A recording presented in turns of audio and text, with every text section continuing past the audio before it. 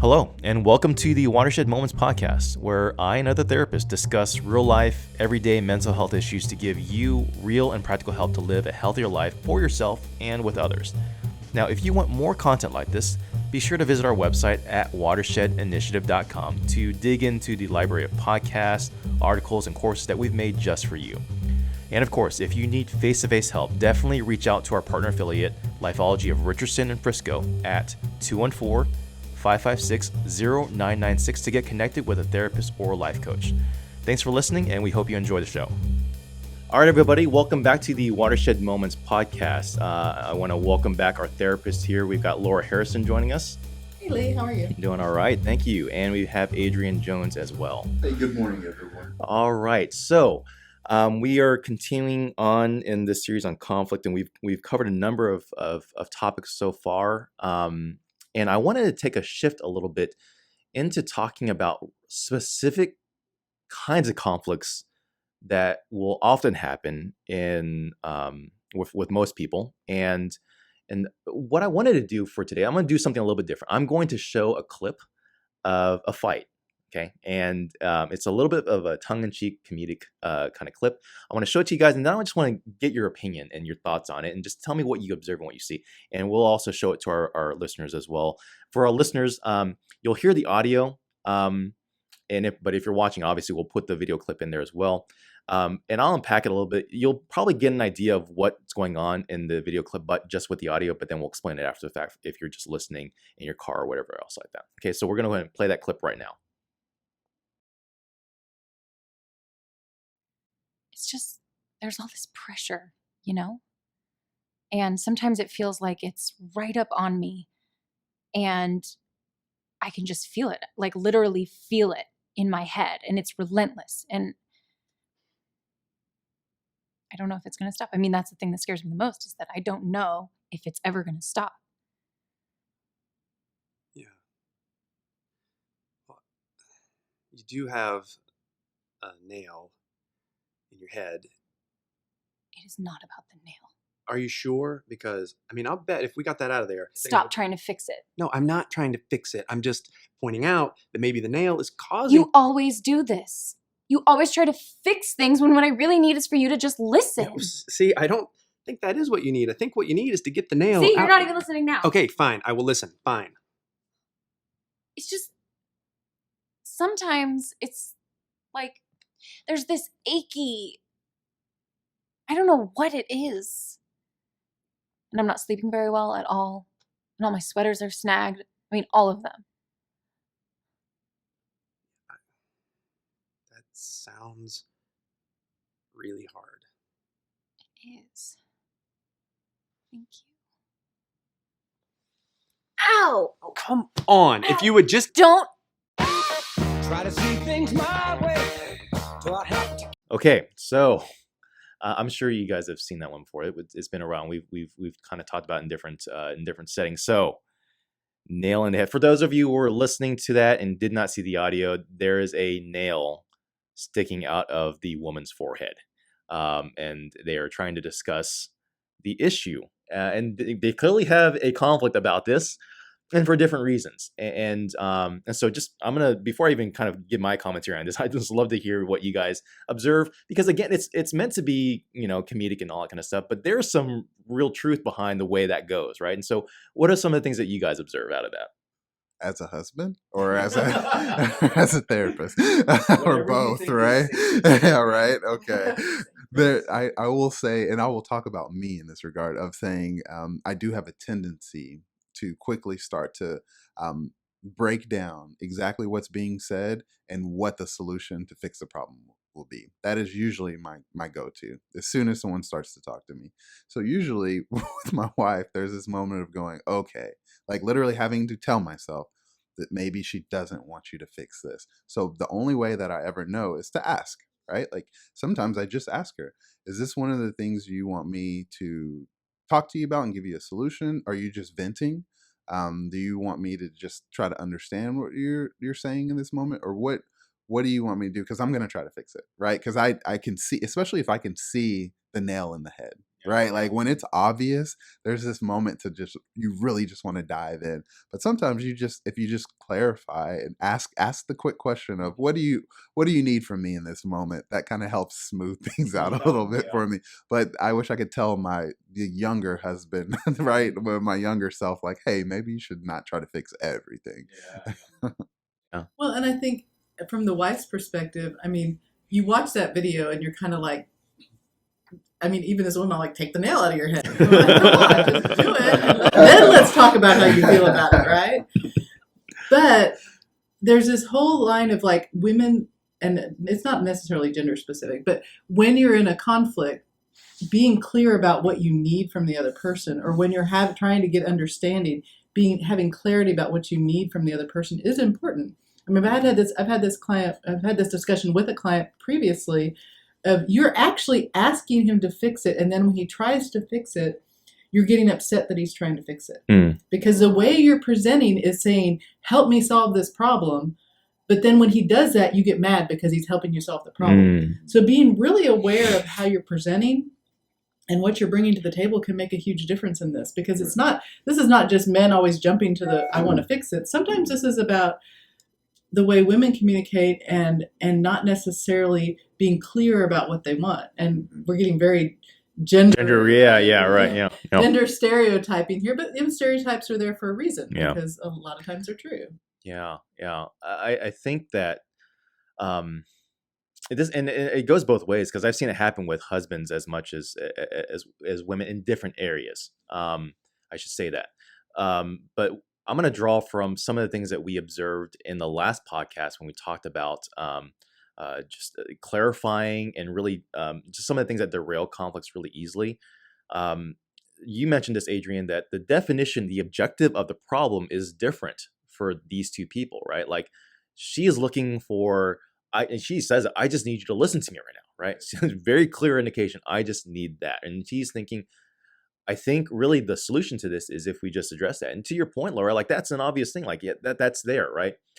But I think the disagreement between the two of them happens because of a difference in how what the objective of the conversation is about.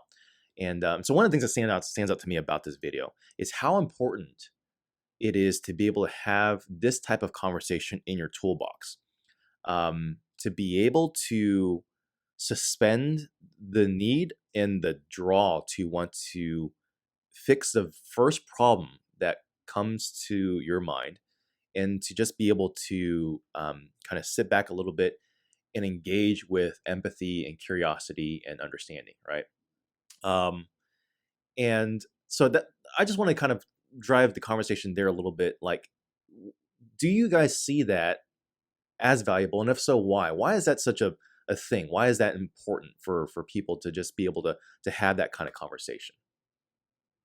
Well, one aspect for me is I usually ask the question of, even what does empathy look like to you, right?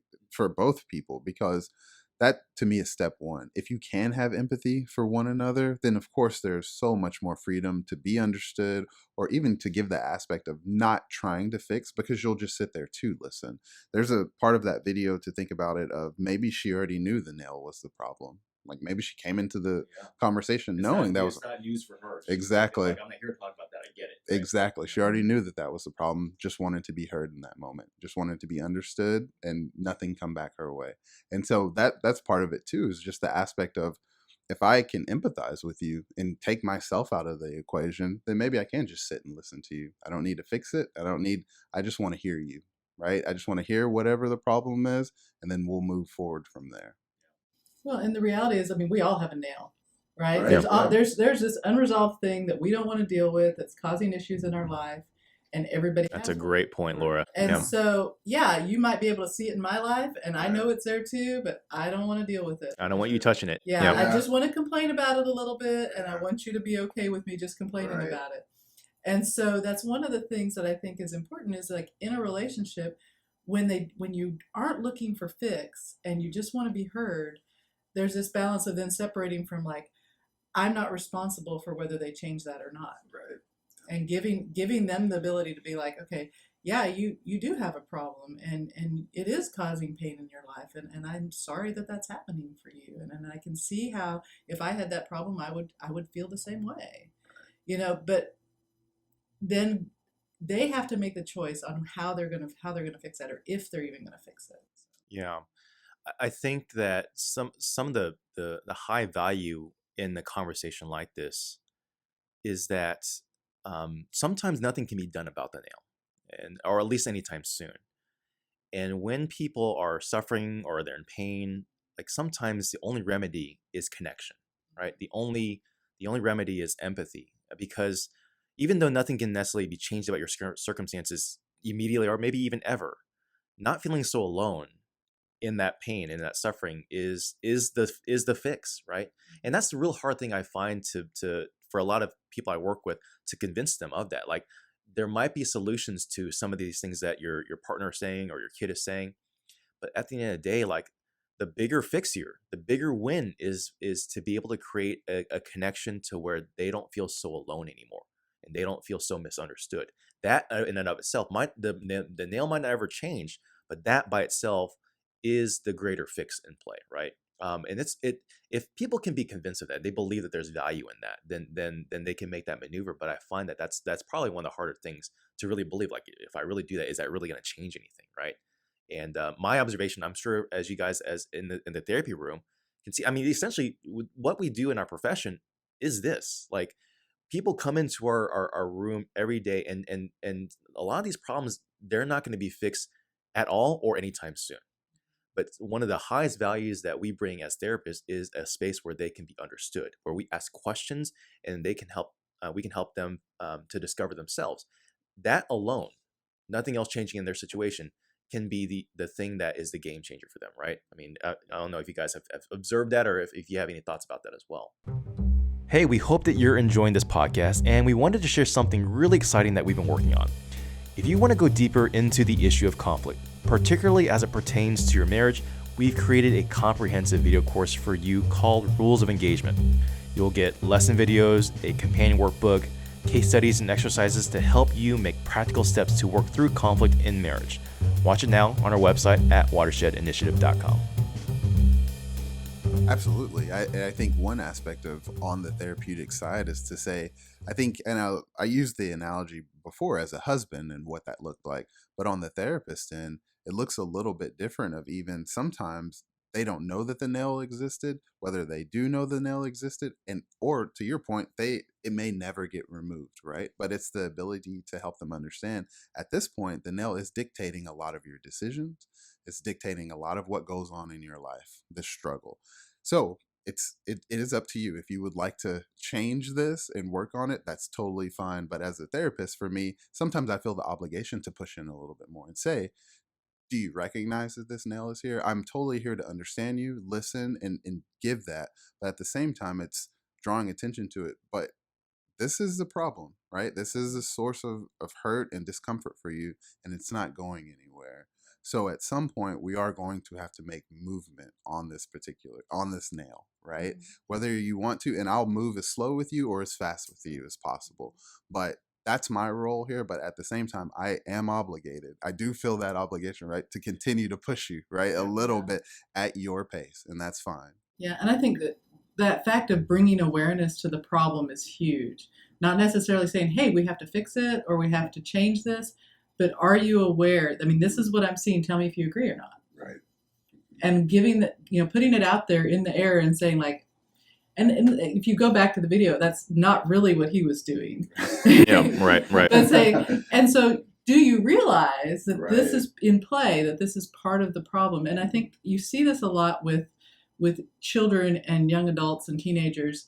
As parents or people that are further along in life than them, we can look at them and go, dude, that is not going to work out well for you.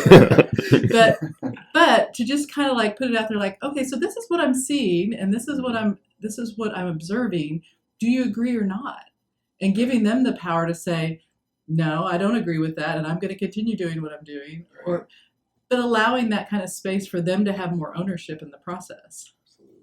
Yeah, one of the things about this video that I see as so common is it's the misstep, right? The direction in which this should be going is, as we're talking about, to be able for the husband in this situation to be able to sit with wife, to move into the uncomfortable spaces, and to facilitate the not just the encouragement and the empathy process, but as you guys are saying, to to to have the conversation in such a way that draws attention to it in her own timing, in a way that she's prepared to engage it, right? But a conflict has happened because of the misstep. Like she gets upset with him by saying, "You're not even listening to me right now," right? And we talked about this in the last podcast, but how conflicts can derail because of how we have conflicts. And so this is an exact example of how a meta conflict has just transpired. They are now fighting about the way that they're having this conversation, which now moves them way off of the original source issue of the nail, right? And that's how conversations can get derailed that quickly, right? Kind of alluding back to our last podcast. But one of the things I would say that I find so valuable, I had to convince a lot of my clients about and why this is such an important tool to have in your toolbox, is because of how much it can address the underlying issue. And we're referring to this nail in this woman's head as the underlying issue. And we all, as you said, Laura, I love that. We all have a nail. We all have an underlying issue in our conflict somewhere, right? And I've noticed for when I'm talking to my wife, or when my wife is talking to me, that if we can create this kind of space where we're just trying to listen, understand, instead of trying to move to what's the most obvious fix and solution here, but to really dig in and to allow the expression of pain and frustration or hurt or sorrow to take place, that we get a little bit closer to what that nail is about. And when we do, there's a kind of an aha moment, like, oh, like that's what this is about. Like it's that stuff. And then you put power back in the person who has that nail in their hands, right? You'll say, okay, you actually have some control over this. You don't have to do it today. You don't have to do it tomorrow. But this is the issue, right? That there is a certain pain around this that the nail has just simply kind of triggered for you, right? And so that's some of the value that I see. I've seen that play out multiple times in my own marriage, where if I could just bite my tongue and not move in for the fix, and I've done it plenty of times. And this is funny, just as a kind of a side note, as a therapist, this is kind of like therapy world here. Like, you would think that I would know this, right? That I teach this stuff and I work with my clients on it, but guaranteed, like so many times my wife has to say, like, I just need you to listen right now. I'm like, oh, click. Okay, that's right. Yeah. Just let me shift gears for a second and do that. And there have been literal times when I've gone down the road and I had to go back and check in with my wife and kind of get clarity. I'm like, hey, right now, do you want to fix? Do you want a solution to this problem? Or do you want me to just listen? I'm literally asking her like verbatim, like, tell me what it is that you want. And that helps a ton, right? Yeah, I think what can help in this, because that's a really kind of a silly video, and you look at it and you're like, of course, just take the nail out of your head. But if we give that nail a name, like if we say that nail is depression, right, or we say that nail is anxiety, or we say that nail is so true. alcoholism, that builds a whole different layer around that. It's like that. What he said, just take the nail out of your head, is like basically someone just stop being depressed. Yeah, stop drinking. Just stop drinking, and if you just stop drinking, your problems would all go away. Well, not really. Yeah. Not really. So there's a whole bunch of layers to that when you go for that quick fix, you're missing the bigger picture of what's going on with that person. So true. Yeah. I think that kind of like leads into the next question of like, okay, we know it's important, right? And if we can believe that there's real value in moving away from a quick fix into like sitting in, pushing into pain and sitting with people to understand the nature, digging into the layers of what the nail is about, what their hurt is about, there becomes a different question of why is it so hard to do, right? Why is there so much resistance, either for the person that's tasked to sit with someone and being empathetic, or for the person who has the nail in their head? Like there's a natural kind of resistance around it. And I think you had mentioned this before, Laura, how like there's a wife who like is asking for help around this area, but when the husband moves in to try to actually start addressing it or working with it, there's a pushback as well, right? Mm-hmm. And so I've noticed that as well. Like if we try to move into this area to create more space for empathy and understanding, that even that has its own barriers and walls as well. What do you guys observe there? Do you see that? And what do you think are the reasons are for that? I think a lot of times people, it's about how much value they place on themselves and how willing they are to like fix the problem. And we've talked before about like what you're aware of and what you're not aware of. Mm-hmm. If you're aware of the problem, but yet it's too painful to change, you're going to stay in that same Right. space. And as a partner in that relationship, part of your role is to draw boundaries around that. Like for him, like if you're going to continue to stay in this place where you do have a nail in your forehead, I may have to pull back. I may have to make a change in my position as well. And being able to be in that space where both parties are willing to set some boundaries and say, hey, because we're in this situation and there's this issue, we may have to make some changes in how we relate to one another. Yeah. And Yeah. that can be really hard. Yeah. Yeah. Absolutely. And I find a lot of couples, whether they recognize it or not, have a difficulty being vulnerable with one another in those moments of even asking for help and letting that space be there for them.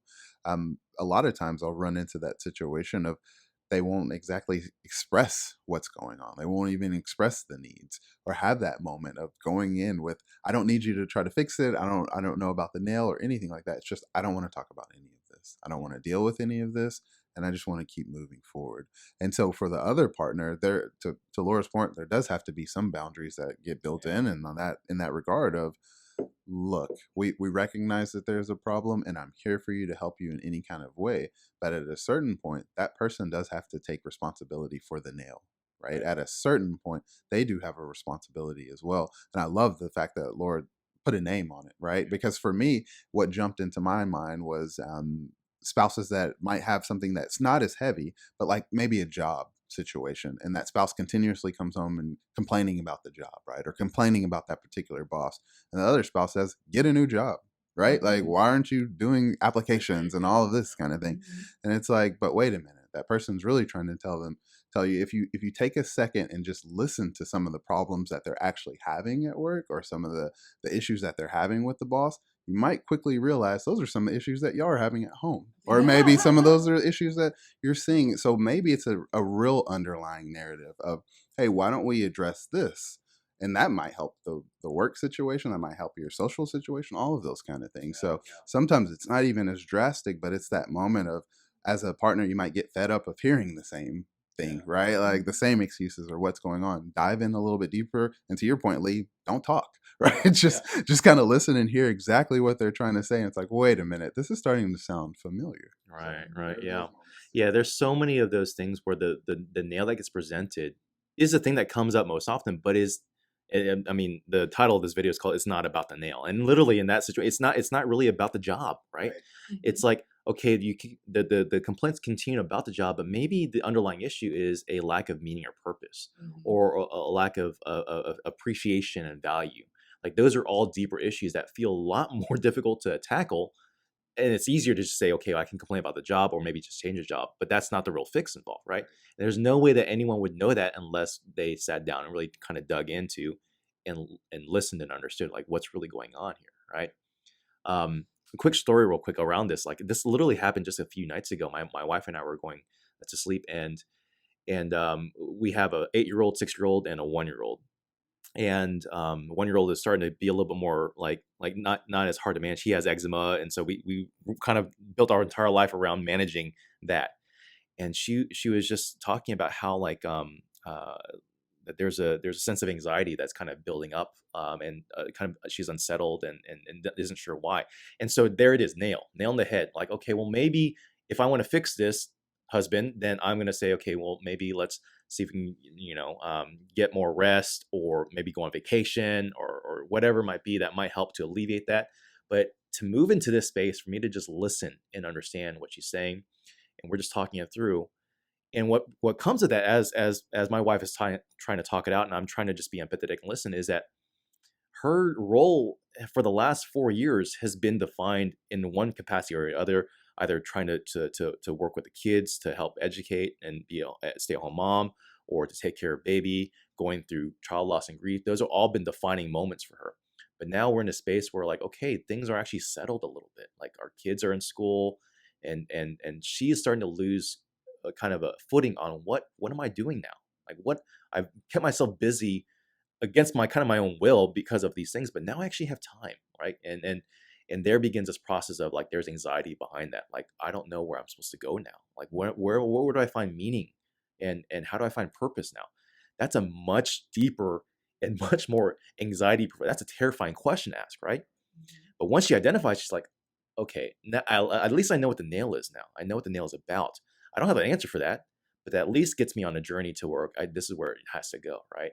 And so that's the value that I tend to see. If I just kept my mouth shut and say, okay, well, let's talk about that. Let's understand that a little bit better. Then we get fruit coming out of that, right? As opposed to saying, okay, well, let's just try to book a vacation and let's just see if we can get you out of this situation a little bit, right? Yeah, vacation's not bad either. You can have both, right? Conversation on vacation. That's right. Okay, great win. The vacation might end up being the answer, right? But you gave the space to get to that point, right? And that's the big part of it, is to give that space. But I love that analogy. Yeah. So let me go ahead and wrap this up here just by, again, kind of noting, putting a bow on it, that this is such an important conversation to have, a tool in the toolbox that we set aside an entire podcast just for that. Because again, I find that it's such a hard thing for people to be able to pull off, because they feel attacked and defensive that they have to do something to fix a problem or to correct the perception that might be against them. But to be able to sit and listen and ask questions, to catch well, to understand, that's a huge win by itself if we can shift our conversations a little bit down that arena. Again, just to kind of tie this together, if you're following along this podcast while also doing the video lesson course of rules of engagement for couples to work on conflict, we have an entire video lesson set aside just for that, along with the workbook. So definitely, if you want to dive more into that, check that out on our website. But for those of you that are following along with that series, this one that we talked about in this session is specifically called a tier 2 space. It's a conversation space where you can just be able to listen and understand, have space to talk through emotions and feelings that aren't about one another. So that's just kind of tie-in. So definitely, if you want to find out more, go to our website. You can check out the course there. Let's go ahead and wrap it up here, guys. Thanks so much for joining us and kind of offering your insights and your personal stories as well. Thanks, Adrian. Thank you all. Have a great day. And Laura. Y'all have a great day. All right. Thanks, guys. Thanks for listening. Now, if you benefited from this podcast, be sure to subscribe, like, share with your friends, and make sure to leave us a review on iTunes. It really does help us to keep making podcasts and more content like this possible for you. If you have any questions, want to get more content, or just want to stay connected with us, go to our website at watershedinitiative.com and follow us on social media. Lastly, if you want to get connected with a life coach or therapist, call us at our collaborative group practice, Lifeology in Richardson and Frisco, Texas at 214-556-0996.